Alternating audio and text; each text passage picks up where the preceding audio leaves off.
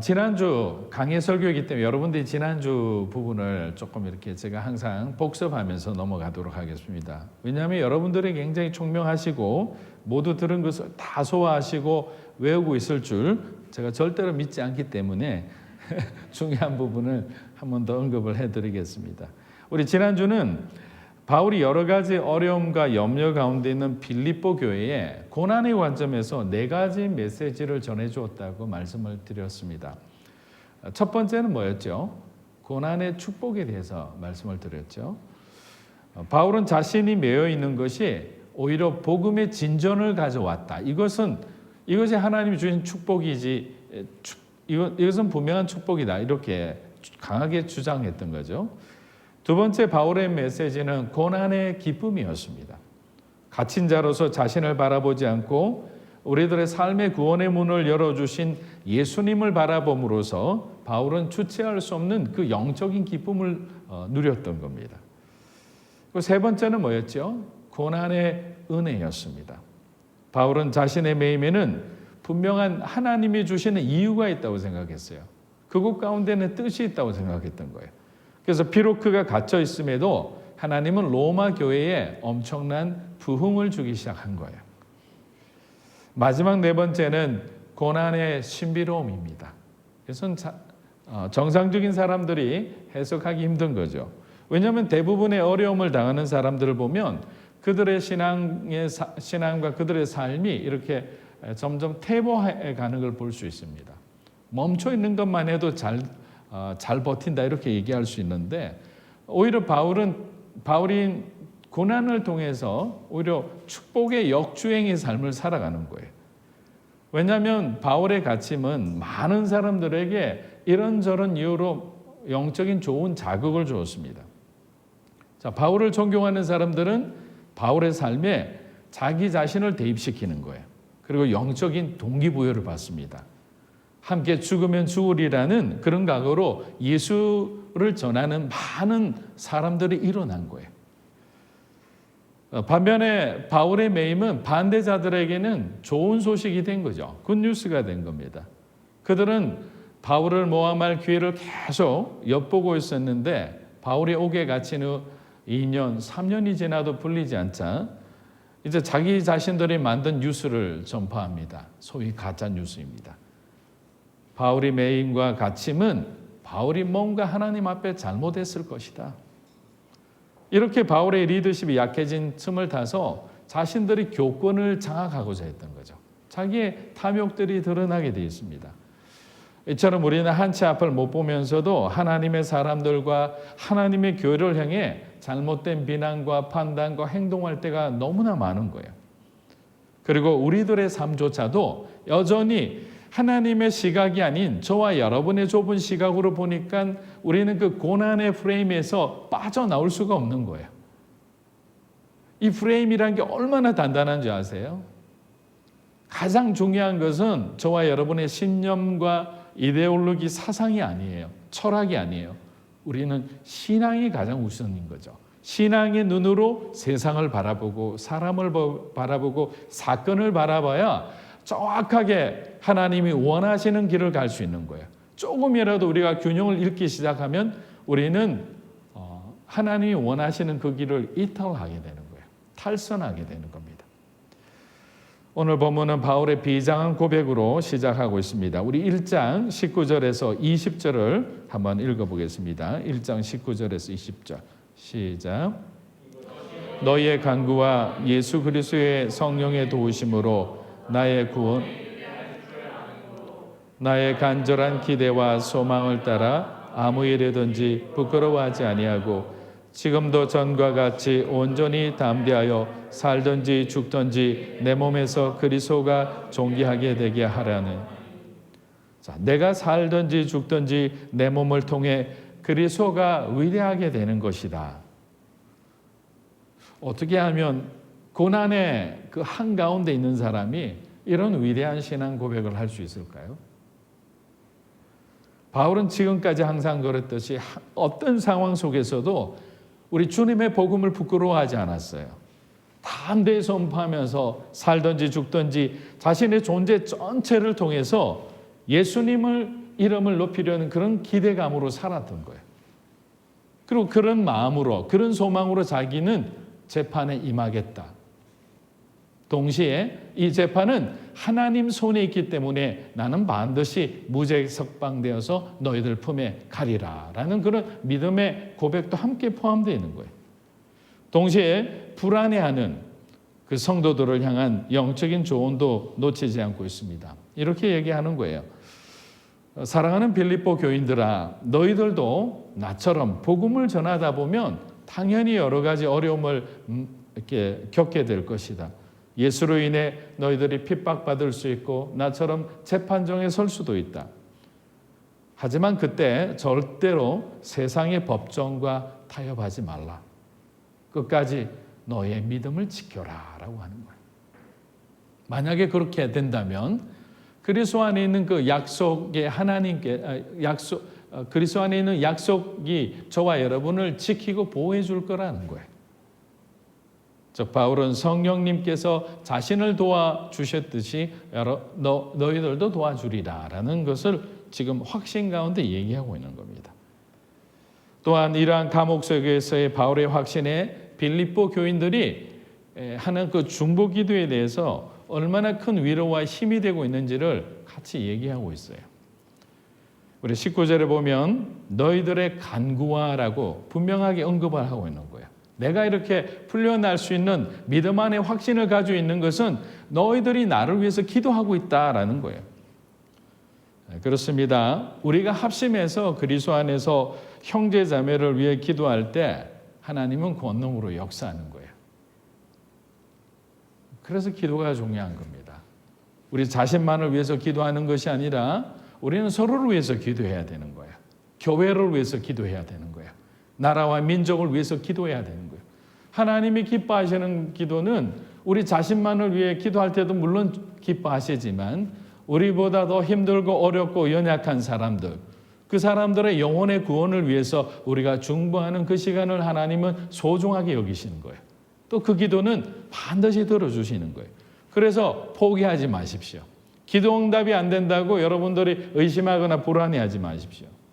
그리고 여러분의 기도 제목을 나누는데 너무 불편해하거나 어려워하지 마십시오. 왜냐하면 저와 여러분들도 기도하기 힘들 때가 있잖아요. 우리가 시험에 들거나 여러 가지 어떤 환난 가운데 있거나 어려움 가운데 있으면 기도의 자리를 서는 것조차도 힘들 때가 있어요. 그때 우리를 위해 누군가 기도해 줄 사람이 필요한 거예요. 여러분이 만약에 어떤 기도 제목을 냈어요.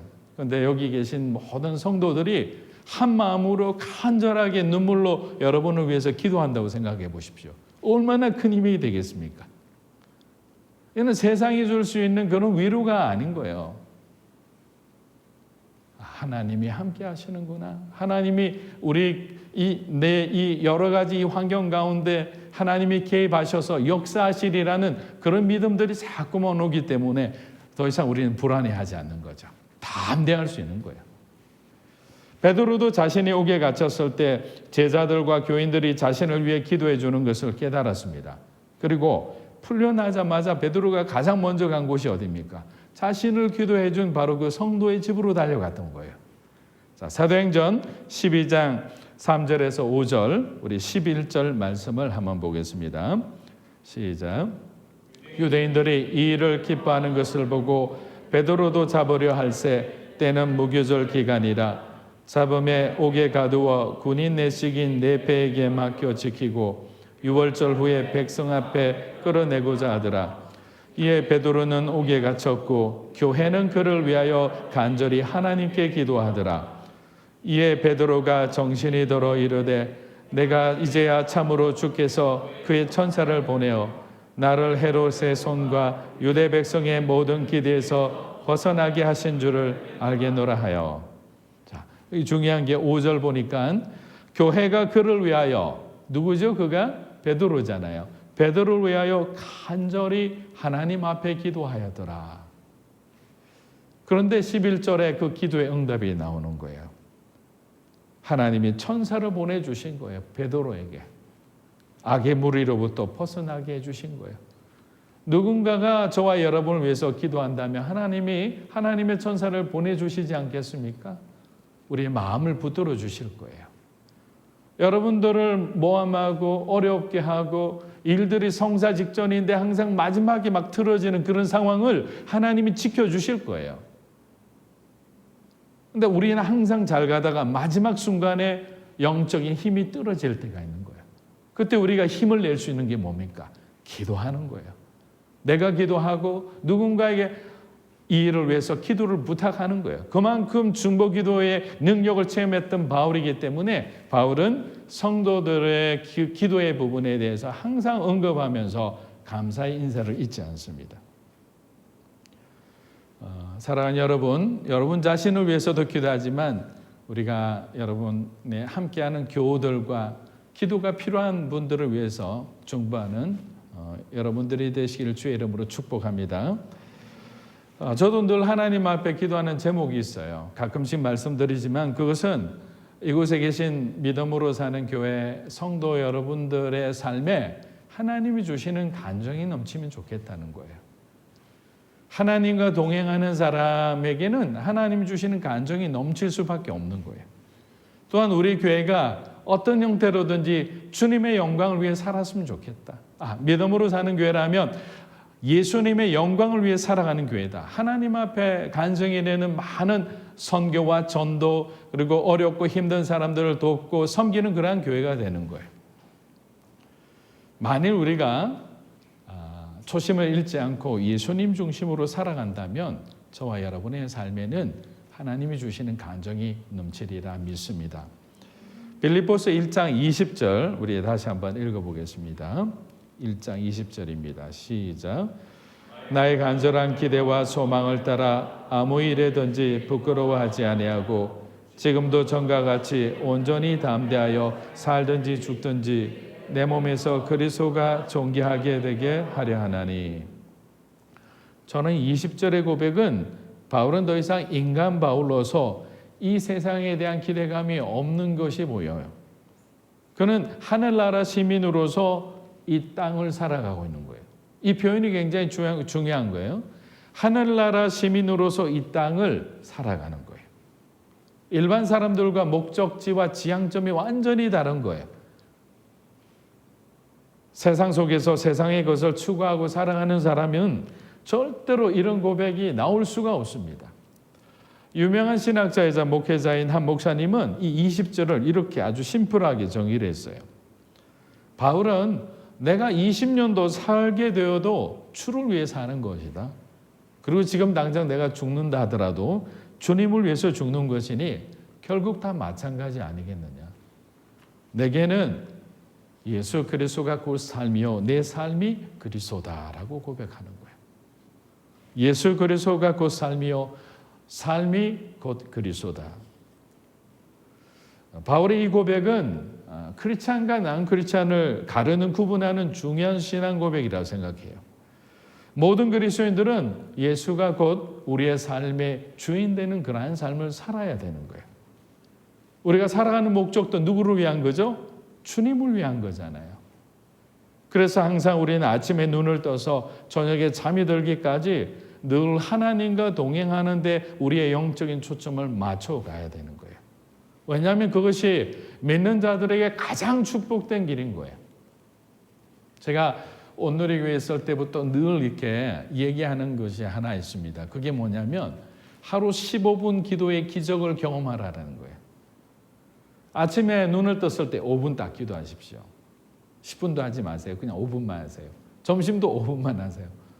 저녁에도 5분 하는 거예요. 눈을 떴을 때 점심 먹고 난 뒤에 잠시 그리고 저녁에 잠들기 전에. 아침에는 무슨 기도를 합니까? 하나님 앞에 오늘 하루를 맡기는 위탁하는 기도를 하는 거죠. 주의 영광을 위해 살게 해주십시오. 그리스도인의 합당한 삶을 살아갈 수 있도록 내 말과 내 행동과 내 태도가 많은 사람에게 선한 영향력을 끼치는 사람이 될 수 있도록 도와주십시오. 점심 때는 여러분이 나라와 민족을 위해 기도하십시오. 여러분의 교회를 위해서 기도하십시오.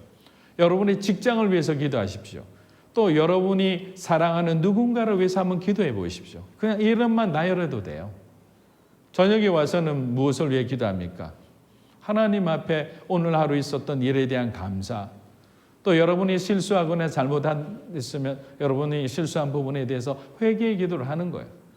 그리고 하나님이 하나님의 기업으로 준 여러분의 자녀들을 위해서, 남편을 위해서, 아내를 위해서, 가정을 위한 기도를 하는 거예요. 이렇게 매일 우리가 5분, 5분, 5분씩 15분의 기도를 하는데 여러분의 삶이 변하지 않겠습니까? 반드시 변화되는 거예요. 기적의 삶은 이렇게 하나님 앞에 동행하는 기도의 삶을 통해서 우리의 삶 가운데 우리는 그 기적을 체험할 수 있는 거예요. 여러분들이 정말 그것이 믿어진다면 오늘 당장 오늘부터 시작해 보는 거예요. 바울이 고백한 살든지 죽든지 이 말을 들으면 어떤 생각이 떠오릅니까? 바울은 세상 것의 죽음에는 아무 관심이 없다는 거예요. 주님만 존귀함을 받으면 자기는 That's okay. 문제 없다는 거예요. 여러분의 재산이 죽어가도, 여러분의 명예가 죽어가도, 여러분이 이때까지 이루었던 수많은 업적과 자랑이 죽어가도 관계없다는 거예요. 바울도 얼마나 많은 좋은 스펙을 가진 사람입니까? 그런데 이것은 배설물이라 생각하는 거예요. 왜? 죽는 자가 호주머니 나중에 염을 하다 보면요, 죽는 사람들에게 수의를 입히잖아요. 호주머니가 없잖아요. 가지고 갈 게 없으니까. 우리는 그냥 빈 몸으로 주님 앞에 부름받아 가는 사람이에요. 마지막까지 뭘 움켜쥐고 갈 필요는 없는 거예요.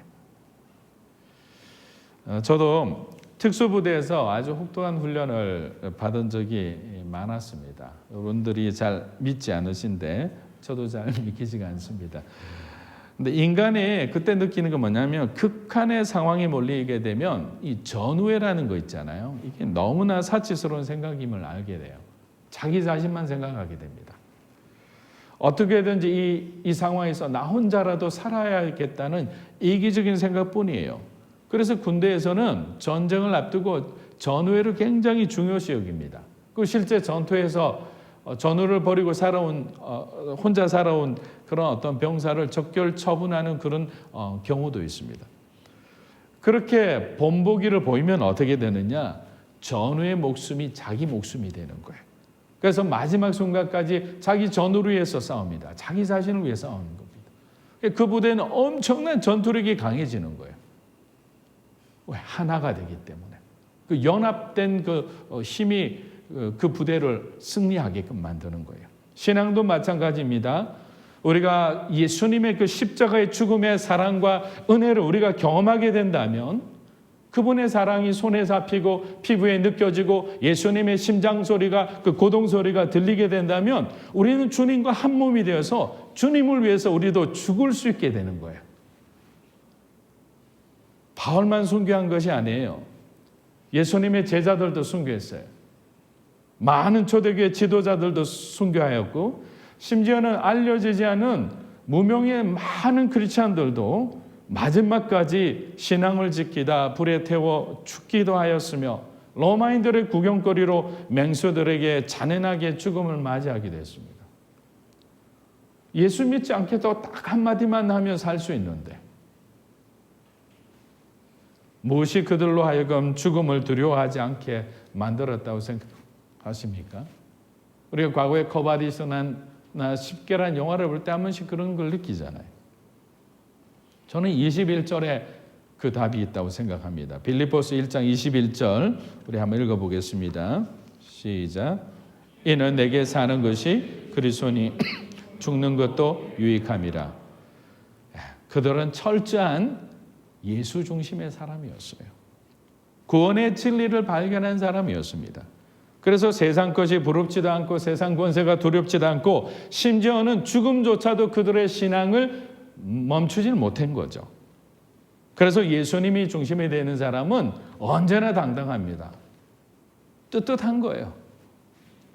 왜냐하면 이 세상이 우리의 끝이 아니라는 사실을 우리는 알기 때문이에요. 자, 우리가 죽으면 어떻게 됩니까? 그리스도와 함께 이 지긋지긋한 사망의 옷을 여러분과 저는 벗게 되는 거예요. 죄로 얼룩진 옛사람을 벗어버리고 그리스도와 함께 하나님 계신 천국에서 영원한 삶이 시작되는데 왜 우리가 죽음을 두려워하겠습니까? 믿는 자에게 죽음은 가장 큰 빅뉴스예요. 굿뉴스라고요. 그래서 바울은 죽는 것이 우리들에게도 유익하다라고 이렇게 고백할 수 있었던 거라고 생각합니다. 사랑하는 여러분, 그리스도 중심으로 살아가는 법을 우리가 함께 배웠으면 합니다. 우리가 그리스도 중심으로 생각하고 우리가 바라보는 관점이 변화할 때 보이지 않던 영적인 새로운 길이 보입니다. 우리 흔히 이렇게 이야기하잖아요. 세상의 관점에서 절대 볼 수 없는 길이 십자가의 길이라 이야기합니다. 세상 사람들은 알고도 따라올 수 없는 길이에요. 그 길로 가면 뭔가 있다라고 알지만 따라올 수 없는 길이에요. 왜냐하면 예수님 시대 때 얼마나 많은 기적과 표적과 이적을 행하셨나요? 그런데 십자가에 따라온 사람은 극소수에 불과했습니다. 기적의 현장에서는 너무 많은 사람들이 있었죠. 축복의 현장에서는 너도 나도 그냥 아기처럼 몰려와서 호산나 호산나 외치고 주님이 왕처럼 됐지만 고난의 현장, 죽음의 현장, 오히려 십자가 바로 뒤에 그 부활의 영광이 찾아오는데도 그것을 자기 욕심으로 보지 못하고 멈춰버리는 거예요. 그러나 그 손해보는 길, 억울한 길, 쉽게 이해도 되지 않는 길을 우리는 따라가기로 마음먹은 믿음의 사람들인 거예요. 그래서 여러분과 저는 복받은 사람이라고 얘기할 수 있는 겁니다. 힘들어도 우리 마음 가운데 하나님이 주시는 평안과 감사와 기쁨이 넘치는 거예요. 이게 그리스도인들이 가지는 특별한 권리이자 은혜라고 말할 수 있는 겁니다. 자, 23절, 24절을 한번 읽어보겠습니다. 1장 23, 24절 시작. 끼었으니 차라리 세상을 떠나서 그리스도와 함께 있는 것이 훨씬 더 좋은 일이라. 그렇게 하고 싶으나 내가 육신으로 있는 것이 너희를 위하여 더 유익하리라. 이것도 재미있는 표현이고 이제 바울이 시간이 갈수록 자기 속마음을 이렇게 틀어놓는 거예요. 자, 둘 사이에 끼었다라는 것은 원어로 보면 그 둘에 의하여 그 둘로부터라는 건데 이 둘이 뭐냐면 첫째는 육신으로 살면서 육신의 욕망대로 살고자 하는 마음이죠. 우리 흔히 바울이 말하는 육체의 소욕이에요. 또 하나는 믿음으로 그리스도의 죽음을 본받아 예수님과 함께 이제는 천국에서 가고 싶다. 성령께서 주시는 마음이겠죠. 근데 이것이 끼었다라는 표현은 양편으로 그 엄청난 힘에 의해서 꼼짝달싹 못하는 그런 상태입니다. 사면초가의 상태. 그 엄청난 양쪽에서 오는 그 압박 가운데 완전히 통제되어 있는 상태다. 이건 바울의 인간적인 아주 깊은 고뇌를 잘 말해주는 단어예요. 이 단어 자체가 아마 헬라 사람들은 보면 엄청난 단어를 이 단어만 봐도 야, 바울이 정말 엄청난 고뇌를 하고 있구나. 두 마음 사이에서 그냥 갈등하고 있는 게 아니에요. 바울이라 해서 무조건 좋은 것만 선택하겠어요? 연약한 죄인이고 우리가 또 성정이 똑같은 사람인데요. 본인도 엄청난 갈등을 하고 있다는 것을 이 단어 하나에도 우리가 알 수 있는 거예요. 왜냐하면 바울은 사실은 자기의 생애를 좀 마무리하고 이제는 고통 없는 주님 품에서 거하고 싶은 마음이 더 컸으리라 생각을 해요. 왜냐하면 한번 보세요. 오랜 투옥 생활이 지금 계속되죠. 가이사랴 빌립보에서 2년 있었잖아요. 그리고 로마로 오는 기간에 여러분 잘 알다시피 그냥 쉽게 왔어요. 몇 달이라는 긴 어떤 시간을 거쳐 오다가 마지막에 또 한 방 하나님이 선물을 하시잖아요. 그 유라굴라 광풍에서 그 초죽음이 되다시피 거의 2주를 그냥 바닷길에서 헤매면서 죽음을 경험했던 사람이잖아요. 그리고 로마의 감옥에 오니까 이 또한 또 편할 줄 알았죠. 금방 재판을 받고. 여기 오니까 로마 교인들이 얼마나 그렇게 모함을 해대는지. 그리고 병까지 얻어서 몸까지 힘들지. 그러면 어떤 생각이 드느냐면 이제 그만하고 싶다. 주님 그냥 저를 날 좀 데려가면 안 될까요? 이런 마음이 들 때가 있는 거예요. 또 한편으로는 그래도 내가 살아서 여기서 나가서 우리 빌립보 교인들 위로해주고 이 사람들 어려운 거 해결해주고 마지막까지 그래도 한 사람이라도 더 복음을 전하면서 하나님 앞에 영광이 되는 삶을 살아야지. 이 두 마음이 그냥 바울의 마음에 꽉 끼어 있는 거예요. 저와 여러분들도 그럴 때가 있잖아요. 23절을 보면 이제 진심을 서글쩍 내비칩니다. 23절 한번 읽어보겠습니다. 시작. 내가 그 둘 사이에 끼었으니 차라리 세상을 떠나서 훨씬 더 좋으니라 그렇게 하고 싶으나, 자, 하고 싶다는 거예요. 이게. 바울은 세상을 떠나 주님 곁에 머무는 것이 본인에게 더 좋다고 정말 자기 혼내, 속마음을 이렇게 드러내는 거예요. 만약에 제가 여러분에게 이런 질문을 하면 여러분은 어떻게 대답하시겠어요? 혹시 지금이라도 주님이 여러분을 데려가신다 하면 여러분 기쁜 마음으로 자원함으로 이제 이 땅에 모든 것 내려놓고 여러분 자녀들 내가 다 하나님이 책임져 주신다 한다면 천국으로 가고 싶은 사람 손 한번 들어보세요 하면 마음으로만 드세요. 드세요 하면 들고 싶은 사람 꽤 있을 거예요. 특히 힘들 때. 뭐 여러분이 잘 나갈 때는 손 안 들 거예요. 지금 아직 건강한데. 그런데 하필이면 너무너무 힘들고 사방에 정말 길도 안 보이고 답도 없는 그런 인생일 때는 그냥 마라나타라고 외치게 돼 있는 거예요. 바울도 마찬가지였던 것 같아요. 그런데 바울은 다른 선택을 합니다. 그래서 우리는 그를 위대한 사도라고 얘기할 수 있는 거예요. 1장 24절에서 26절 한번 보겠습니다. 자, 24절 26절 시작. 너희를 위하여 더 유익하리라. 내가 기쁨을 위하여 너희 무리와 함께 거할 이것을 확실히 아노니 내가 다시 너희와 같이 있으므로 그리스도 예수 안에서 너희 자랑이 나로 말미암아 풍성하게 하려 합니다. 자, 바울의 선택은 하나님이 원하는 선택이었습니다. 빌립보 교인들과 함께 복음을 전하고 그리스도인들을 위한 그 삶을 살기로 결정을 하는 거예요. 이제 바뀌는 거예요. 자기 마음을 통제하기 시작하는 거죠. 끊어내는 거예요. 그래서 23절과 전혀 다른 분위기를 얘기하는 거죠. 왜? 빌립보 성도들을 자기 삶보다 우선시했던 거예요. 25절에 보니까 내가 살 것과 라는 이 살 것이라는 것은 머무르다라는 거예요. 천국이 아닌 이 땅에서 내가 조금 더 머무르기로 결정하고 결심하는 것은 이런 뜻이에요. 사실은 23절에 있는 것처럼 나도 주님 앞에 달려가고 싶은 그런 강렬한 소망이 있지만 이 소망을 내가 접고 너희를 위해 살기로 마음먹었다라고 고백하는 거예요. 사랑하는 여러분, 우리들도 그럴 때가 있어요. 그냥 내려놓고 포기하고 싶을 때, 그냥 내 마음대로 살고 싶을 때, 아무도 나를 건드리지 않고 그냥 외딴 섬처럼 그냥 나 혼자 그냥 하나님 그냥 잘 믿고 잘 살면 안 되겠습니까? 너무 거추장스럽고 너무 불편해요. 너무 힘들어요. 이제는 나만을 위해서 좀 살고 싶어요. 라고 할 때 기도하고 바울이 오늘 선택한 이 선택을 우리가 다시 한번 깊이 묵상했으면 좋겠습니다. 자신을 위한 삶이 아니고 그리스도 중심의 삶을 살아가는 자에게는 하나님이 그런 환경에 있더라도 우리를 도와주시고 그분의 의로운 오른손으로 저와 여러분을 다시 일으켜 세워주시는 거예요. 그래서 우리는 주님을 보고 끝까지 믿음의 경주를 완주할 수 있는 겁니다.